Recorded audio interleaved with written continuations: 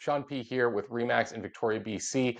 We have seen a very flat market since January this year. We've seen very little noteworthy activity. And for the first time in September, we saw a significant jump in the number of sales that took place. Does this mean that our market's turning around? We're going to start to see higher prices? Well, probably not. Let's dive into this month's market report to find out why. For those of you who are new to the channel, I'm Sean Pravache. I'm a real estate agent living in Victoria, BC. And if you have questions about your move or you'd like to connect with us for a conversation, I'd love to talk. You can use the link in the description to book some time with me. If you learned anything new or got value from this video or anything else that we put together, you'd be doing us a huge service by liking and subscribing. And it would also mean that you don't miss on anything else that we have coming up in the future. Okay, let's dive right in. In these videos, what I do is I read through the report that our board produces for agents and the media to understand the market, and I help you, the consumer, hopefully get a better grasp of what it means to you and your personal situation. Let's jump in. Okay, September 2024. This is the October report, but in real estate, we're always looking at historical data. So this report summarizes all the information from September. Okay. And we see that a total of 571 properties sold in the Victoria Real Estate Board, and that is a 15.8% increase from 493 properties sold in September 2023. It's also a 4.8% increase from last month.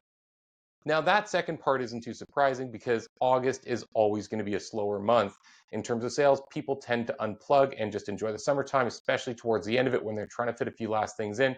And September is when we usually kick off the start to our fall market. Sales of condos were up 21.9% from September with 189 units sold. Sales of single family homes were up 19.3% from September with 272 homes sold. So both condos and single family homes saw an increase from last year at the same time. Now, one thing that you might be scratching your head on, if you're the curious type who catches on to little differences, is I shared that there was a 15.8% increase overall. And then I said that single family homes represented 21.9% and condos represented an increase of 19.3%. So where's the delta? Might be the natural question. And the delta this month was in townhomes. We saw a smaller percentage of townhomes sell this month. We saw 66 sales for townhomes in the greater Victoria region. Usually we see around 80. The thing is, we're dealing with a really small sample size when it comes to townhomes. We just don't have that many transactions.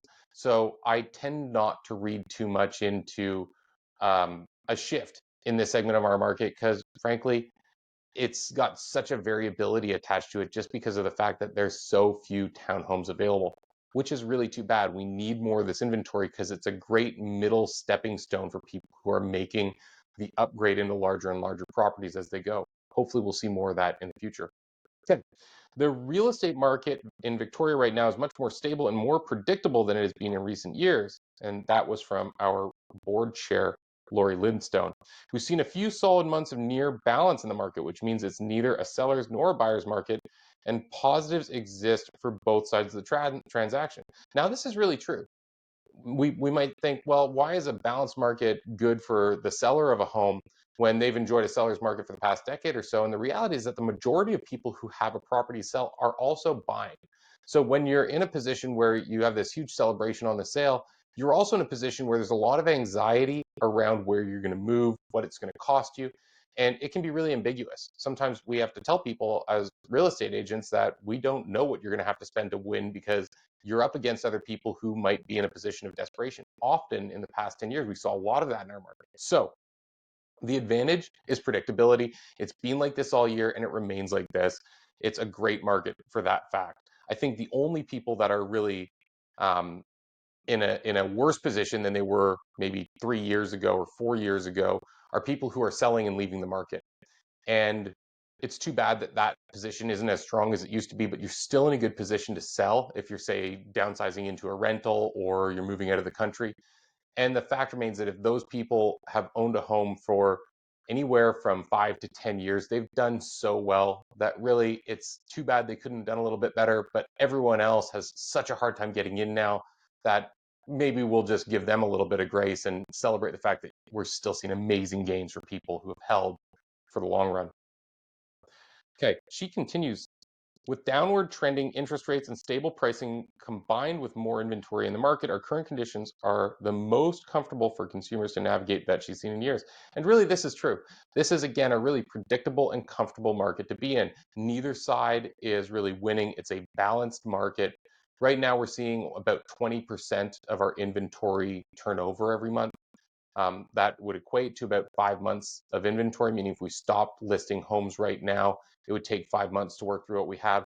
And 4 to 6 months is the definition of a balanced market, pardon me. So not only are we in a balanced market, we're smack dab in the middle of what a balanced market is. Okay, we'll talk about that more in a bit.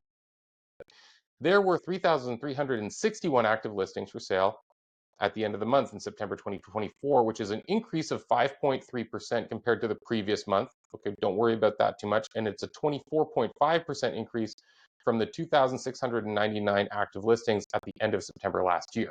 Now, that's a lot of extra inventory. Interestingly, we've seen months where we had 50% more inventory this year. We've seen several months where we had 50% more. So the positive news is that we are trending towards maybe more of a heated side of a buyer's market, but we really don't know because the truth is that people don't tend to list their homes as actively throughout the summer. So we've seen a slight decline in the amount of inventory that we're carrying, and chances are we're going to fill right on back up because September and October are heavy listing months. People get back from their vacations, they want to make a fall move. They'll tend to list between mid-September and mid-October, and the majority of our seasonal transactions are going to take place before the end of November. Okay. In times of more balanced markets, there's less pressure on pricing and more opportunity to take time to make big decisions in real estate. However, there are still situations when you can encounter competition. When the house price and location are highly desirable for buyers, we can see situations where there are competing offers. As always, talk to a realtor. So that's Lidstone again. And she's absolutely right. The majority of our transactions are taking place in a pretty typical sense right now, where we see buyers coming in with traditional conditions. We're doing inspections, we have financing conditions. We are seeing some offers getting batted around with the subject to sale of the purchaser's home. And at the same time, there are some instances where we see two or three people showing up at the table all together and duking it out. And really, that's a nice sign in our market that even with the balance, well priced properties or properties that might have come in on the lower end of their range of value on the MLS system are naturally correcting themselves. So sometimes people worry about listing for a really attractive price, but the reality is, in a market even like this one, we still see some natural competition correcting. If you come in on the lower end of value, you'll sell often right at value, right over value, and it's just a good thing to know because it gives sellers confidence about pricing their properties in an attractive sense, which helps our market move. Okay, well, this is all good news. So where's the problem? Well, there is still some challenge in our market, and the challenge that we're seeing right now is that we've been riding this wave of extra inventory throughout the course of the year. So we're seeing a real boost in sales, and that's really positive. We started to make um, changes to interest rates. As Canada, we started to make changes to our interest rates, improving them, meaning lower interest rates, about 6 months ago. And typically in real estate, what we see is that when you make an interest rate change, it usually takes 6 months for its effect to really land. So we're seeing a boost in sales, and that is tied to the fact that people are now seeing more attractive offers on mortgages and they're starting to take advantage of that. What isn't happening yet is pricing moving in an upward fashion. Just like inflation in our economical markets, we want to see some natural price growth because it incentivizes people to move forward with a transaction. When the market is flat or even declining, there's a natural inclination for people to sit on the sidelines because they think, well, if I wait, I'll just get it for a discount later. And in the past month, we saw prices drop. In fact, over the past 2 months, we've seen a reduction in price. It wasn't too significant last month. We saw 2 or 3%, depending on which segment of the market you were looking on. And this month, it's a little bit more. So we'll continue. Now, we're talking about the index benchmark here. So this is where they're not looking at the average price of a home, which can be varied quite a bit throughout the year as it doesn't take into the natural variation of properties that are listed. For example, if one month we have a whole bunch of really affordable condos hit the market and sell really quickly. And then the next month, we have a bunch of beautiful luxury properties that are really nicely built in prime locations hit the market. It's going to look like there was a big change in our market when really it was just different stock being sold, especially in a market that has 500 or 600 trades every month. This can actually happen really quickly. The benchmark, the idea is that this takes the variability out of it. They come up with a general conceptual home that represents a benchmark for what most consumers would buy, and they track what that would sell for in a given month. When we look at this for September 2024, the benchmark value a year ago was 1.316.1, so 1,316,100. The benchmark for the same home in September 2024 decreased 2.8% to 1.279,700. So we've had a decent drop, about 3%. Okay. The MLS HPI benchmark, yada yada, for a condo in the Victoria Core September 2023, so a year ago, was 583,400, while the benchmark for the same condo September 2024 decreased by 5.1%. Okay, so what do we see?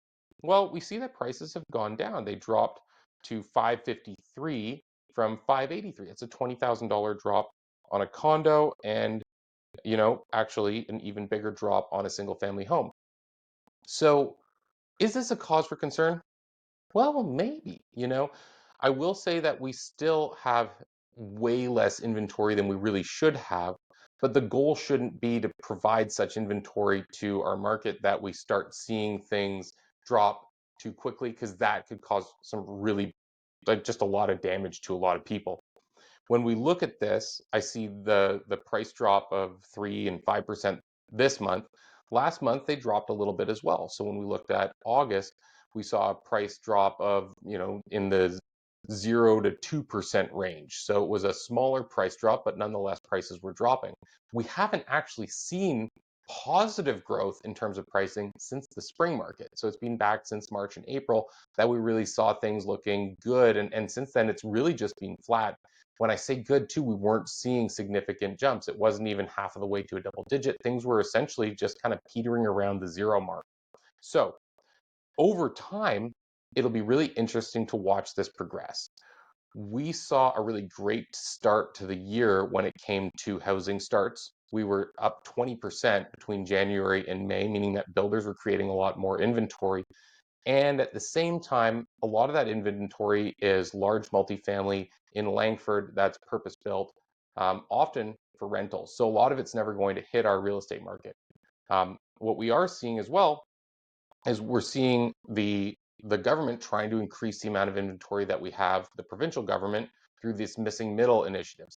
Now, this was supposed to be something that we would hopefully have seen more starts on, but already we're starting to see some resistance from local municipalities. Now, they're not vocally resisting it because they don't really have a choice in it, but what they're doing is kind of what we predicted. They're fighting it through things like bylaws and setbacks. And actually, in a report that I was reading by the Greater Victoria, I got to read this, the Victoria Residential Builders Association, they put out a report in June. They actually called out Oak Bay for not falling within the guidelines that they really felt they should have based on what was handed down by the province. So it'll be really fascinating to see how all of this unfolds. Having more access to stock like townhomes will free up a lot of momentum in our market. At the core of it, it's fantastic that we're seeing a boost in sales. We've got another interest rate announcement coming out on the 23rd. That's just a couple weeks out. And that, if it is positive news, again, should continue to stoke what is really a good direction. The problem is we're sitting on so much inventory throughout the course of this entire year that there's just a reluctancy with buyers to really move quickly and be aggressive when it comes to securing the home that they want. They've got this kind of inclination that they can sit and wait and things will be okay. And that's being reflected in prices in the market. So where are we going to go in the long run? It's really hard to say.